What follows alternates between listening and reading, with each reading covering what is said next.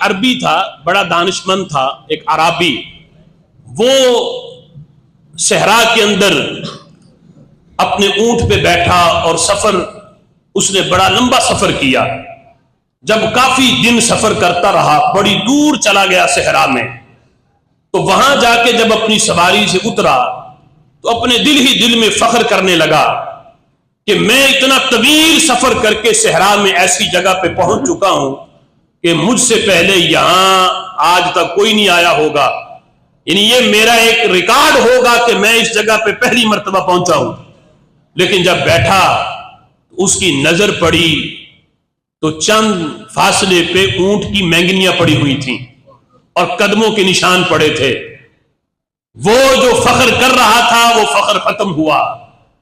اس نے کہا کہ یہ اونٹ کی مینگنیاں بتاتی ہیں اور قدموں کے نشان بتاتے ہیں کہ مجھ سے پہلے بھی یہاں کوئی سوار آ چکا ہے، مجھ سے پہلے بھی یہاں کوئی آ چکا ہے. یہ قدموں کے نشان بتا رہے ہیں اور یہ اونٹ کی مینگنیاں بتا رہی ہیں کہ مجھ سے پہلے بھی کوئی سوار یہاں پہ آیا ہے اور اس نے اس جگہ پہ قیام کیا ہے.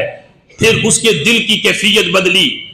اور دیکھو جن کو اللہ نے عقل دی ہے وہ کن کن دلائل سے اللہ کے وجود کو مانتے ہیں.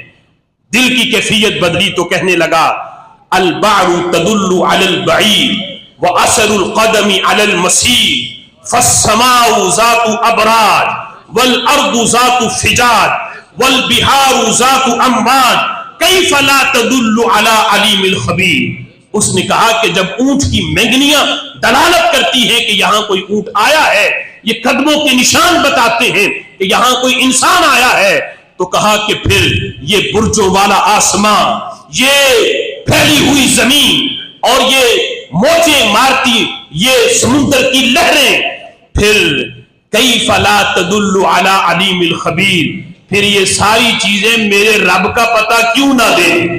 جب اونٹ کی مینگنیاں اونٹ پہ دلالت کرتی ہیں اور قدموں کے نشان انسان کے وجود پہ دلالت کرتے ہیں، تو کائنات کے اندر ہر طرف پھیلی یہ نشانیاں، یہ سمندر، یہ بغیر ستون کے آسمان، یہ پھیلی ہوئی زمین، یقیناً یہ ساری چیزیں بھی میرے رب کے وجود پر دلالت کرتی ہیں اور یہ بتاتی ہیں کہ یہ خود بخود پیدا نہیں ہوئی، ان کو پیدا کرنے والی کوئی ذات ہے جسے وحدہ لا شریک کہا جاتا ہے.